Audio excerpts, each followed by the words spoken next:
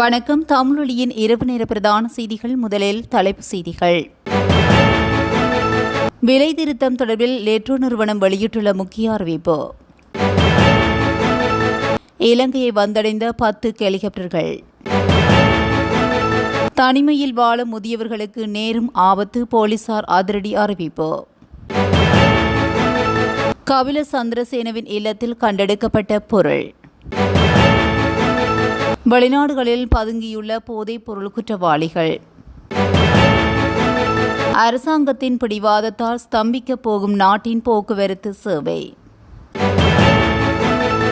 கொடூர சம்பவம், வங்கி ஊழியரான இளம் யுவதி இளைஞரால் வெட்டி படுகொலை. யாழ் மக்களுக்கு விடுக்கப்பட்டுள்ள அவசர அறிவிப்பு. தொடர்பான விரிவான செய்திகள். ஜூன் மாதத்துக்கான எரிவாயு விலை திருத்தம் நாளை மறுநாள் அறிவிக்கப்படும் என்று லேட்ரோ நிறுவனம் தெரிவித்துள்ளது.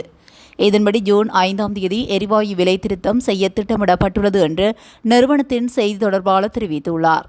இந்நிலையில் மாதாந்திர எரிவாயு விலை திருத்தம் தொடர்பான அறிக்கைகள் நிதி அமைச்சகத்துக்கு அனுப்பப்பட்டுள்ளதுடன் இறுதி அறிக்கை நாளை மறுநாள் புறப்படும் என்று எதிர்பார்க்கப்படுவதாக தெரிவிக்கப்பட்டுள்ளது. உலக சந்தையில் நிலவும் விலைகளுக்கு ஏற்ப இந்த முறை எரிவாயு விலையை திருத்த திட்டமிட்டுள்ளதாக லேட்ரோ நிறுவனம் தெரிவித்துள்ளது. இருப்பினும் கடந்த மாதம் லேட்ரோ எரிவாயு விலையை திருத்த வேண்டாம் என்றும் நிறுவனம் நடவடிக்கை எடுத்திருந்ததாக தெரிவிக்கப்பட்டுள்ளது. அமெரிக்க அரசாங்கத்தால் இலங்கை விமானப்படைக்கு நன்கொடையாக வழங்கப்பட்ட 10 TH-57C ரேஞ்சர் பல்நோக்கு ஹெலிகாப்டர்கள் தற்போது கடல் வழியாக நாட்டை வந்தடைந்துள்ளது.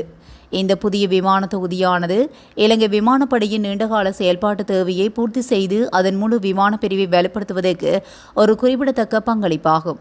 நாட்டை வந்தடைந்துள்ள ஹெலிகாப்டர்கள் தற்போது ரத்மலான விமானப்படை தளத்தில் ஒருங்கிணைக்கப்பட்டு வருகின்றன. தேவையான தொழில்நுட்ப சோதனைகளை முடித்த பின்னர் வரும் நாட்களில் உத்தியோகபூர்வ நடவடிக்கைகளுக்காக அவை பயன்படுத்தப்பட உள்ளன. இந்த விமானங்கள் மூலம் முதன்மையாக விமானிகளுக்கான பயிற்சிகள், அனர்த்த தேடுதல் மற்றும் மீட்பு நடவடிக்கைகள் உள்ளிட்ட பல்வேறு மனிதாபிமான பணிகளுக்கு பயன்படுத்தப்படும் என்று எதிர்பார்க்கப்படுகிறது. நாட்டில் தனியாகவும் தனிமைப்படுத்தப்பட்ட வீடுகளிலும் வாழும் முதியோர்களின் பாதுகாப்பு மற்றும் நல்வாழ்வு குறித்து பொதுமக்கள் அதிக அவதானம் செலுத்த வேண்டும் என காவல்துறை அவசர எச்சரிக்கை விடுத்துள்ளது.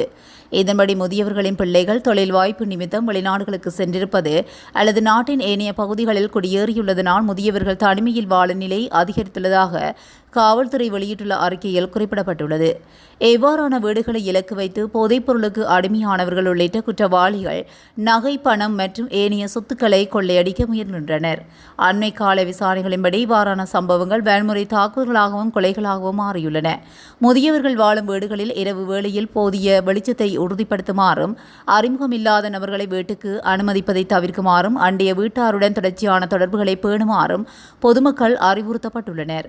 மேலும் முதியவர்கள் தனியாக வசிப்பது குறித்து கிராம உத்தியோகத்தர் மற்றும் சமூக காவல் குழுக்களுக்கு அறிவிக்குமாறு கேட்டுக் கொள்ளப்பட்டுள்ளது. ஸ்ரீலங்கா விமான நிறுவனத்தின் முன்னாள் பிரதமர் நிறைவேற்று அதிகாரி கபில சந்திரசேனவின் மரணம் குறித்த விசாரணையில் 19வது மற்றும் 20வது சாட்சிகளுக்கு அழைப்பாணை அனுப்ப கொழும்பு பிரதான நீதிவான் நீதிமன்றம் உத்தரவிட்டுள்ளது. ஸ்ரீலங்கன் ஏர்லைன்ஸ் நிறுவனத்துக்கு ஏர்பஸ் விமானங்களை கொள்வனவு செய்யும் போது பல அமெரிக்க டாலர்களை லஞ்சமாக பெற்றார் என்ற குற்றச்சாட்டுகள் அவருக்கு எதிராக விசாரணை இடம்பெற்று வரும் நிலையில் கொள்ளுப்பட்டியலில் உள்ள வீட்டில் இருந்து கடந்த மாதம் சடலமாக மீட்கப்பட்டிருந்தார். அதன்படி கொழும்பு கோட்டை பிரதான நீதிவான் பாசன் அமரசேன இன்று இந்த உத்தரவினை பிறப்பித்துள்ளார். மேலும் உயிரிழந்தவரின் கைபேசியை FBI வழியாக ஐக்கிய ராஜ்யத்தில் நிறுவனத்துக்கு அனுப்புவதற்கான நடவடிக்கைகள் மேற்கொள்ளப்பட்டு வருவதாக கொழும்பு குற்றப்பிரிவு இன்று நீதிமன்றத்தில் தெரிவித்துள்ளது. மேலும் உயிரிழந்தவரின் இல்லத்தில் கண்டெடுக்கப்பட்ட பச்சை நிற பட்டியை அரசாங்க பகுப்பாய்வாளரிடம் ஒப்படைக்கவும் நீதிமன்றம் அனுமதி வழங்கியது. சாட்சி சட்டத்தின் 126ஆம் பிரிவின் பிரகாரம் உயர்நீதிமன்ற சட்ட இலக்கம் 31 விதிகளின் பிரகாரமும் மரணமடைந்த கபில சந்திரசேனவுக்கு வழங்கப்பட்ட அறிவுறுத்தல்கள் அல்லது அவரது சாட்சிகளான ஜனாதிபதி சட்டத்தரணி ரியன் சி அர்சல குணரத்ன மற்றும் சட்டத்தரணி உதார முகிந்திரம் ஆகியோருக்கு வழங்கப்பட்ட எழுத்து மூல அல்லது வாய்மூல விடயங்களை வெளிப்படுத்த வேண்டாம் எனவும் தீர்மானித்ததாக நீதிவான் தனது உத்தரவின் போது தெரிவித்தார். இதன்படி 19வது மற்றும் 20வது சாட்சிகளுக்கு அழைப்பாணைகளை வழங்கிய நீதிபதி அவ்விரு சாட்சிகளையும் 5ஆம் தேதி நீதிமன்றத்தில் முன்னிலையாகி சாட்சியம் அளிக்குமாறு உத்தரவிட்டுள்ளார். இதற்கு அமைய மேலதிக விசாரணைகளுக்காக வழக்கை 5ஆம் தேதி வரை நீதிவான் ஒத்திவைத்துள்ளார். பாரியளவிலான போதைப்பொருள் கடத்தக்காரர் சிரான் பாசிக் துபாயில் கைது செய்யப்பட்டமை குறித்து எதுவித தகவலும் இதுவரை கிடைக்கப்பெறவில்லை என்று அமைச்சர் ஆனந்த விஜயபால தெரிவித்துள்ளார். பொதுமக்கள் பாதுகாப்பு அமைச்சர் ஆனந்த விஜயபாலவிடம் பாரியளவிலான போதைப்பொருள் கடத்தக்காரர் சிரான் பாசிக் துபாயில் கைது செய்யப்பட்டதாக கூறப்படுவது தொடர்பாக ஊடகவியலாளர் கேள்வியொன்றை முன்வைத்தபோது அவர் மேற்கண்டவாறு பதிலளித்துள்ளார். இது தொடர்பாக அதிகாரப்பூர்வமற்ற தகவல்கள் கிடைத்துள்ளதாகவும் பாதுகாப்பு படைகள் நிலைமையை இன்னும் உன்னிப்பாக கண்காணித்து வருகின்றனர். குறிப்பாக போலீசார் குற்றப்புலனாய்வுத்துறை இது தொடர்பான முன்னேற்றங்களை உன்னிப்பாக கவனித்து வருகின்றது.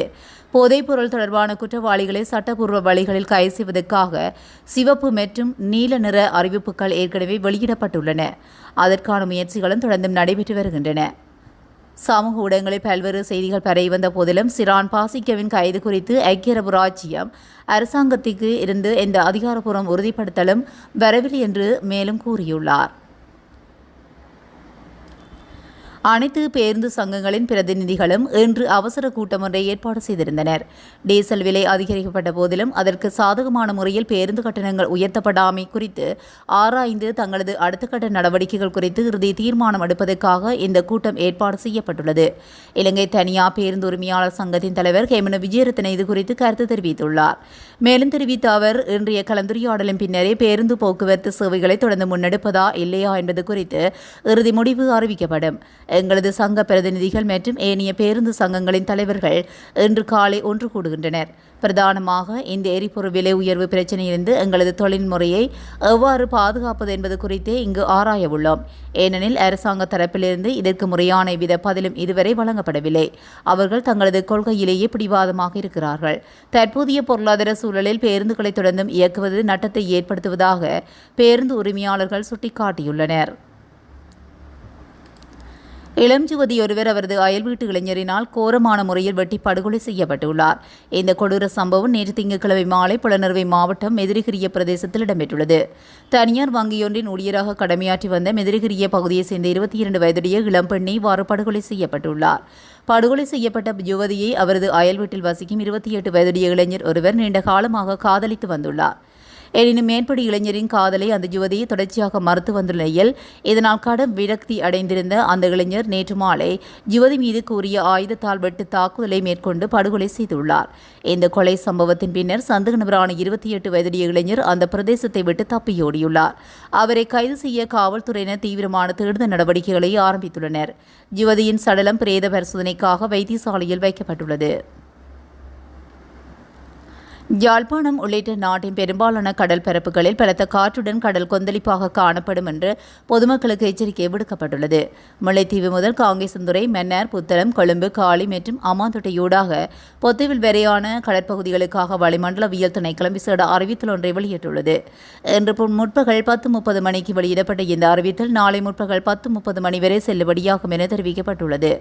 இதன்படி முல்லைத்தீவு முதல் காங்கேசன்துறை, மன்னார், புத்தளம், கொழும்பு, காலி மற்றும் அம்மாந்தோட்டையூடாக பொத்துவில் வரையான கரையோரத்துக்கு அப்பாற்பட்ட கடற்பரப்புகளில் காற்றின் வேகம் அவ்வப்போது மணித்தியாலத்துக்கு 50-60 கிலோமீட்டர் வரை அதிகரிக்கக்கூடும் என குறிப்பிடப்பட்டுள்ளது. அதுடன் குறித்த கடற்பரப்புகள் அவ்வப்போது கொந்தளிப்பாக காணப்படும் என்றும் அந்த அறிவித்தலில் குறிப்பிடப்பட்டுள்ளது. மேற்குறிப்பிட்ட கடல் பிராந்தியங்களில் தொழிலில் ஈடுபடும் மீனவர்களும் கடல்சார் சமூகத்தினரும் இதுகுறித்து அவதானத்துடன் செயல்படுமாறு வளிமண்டலவியல் திணைக்களம் அறிவுறுத்தியுள்ளது. இதுடன் தமிழொலியின் இரவு நேர பிரதான செய்திகள் நிறைவடைகின்றன. தொடர்ந்தும் செய்திகளோடு இணைந்திருக்க தமிழொலி ஊடகத்துடன் இணைந்திருங்கள். நன்றி, வணக்கம்.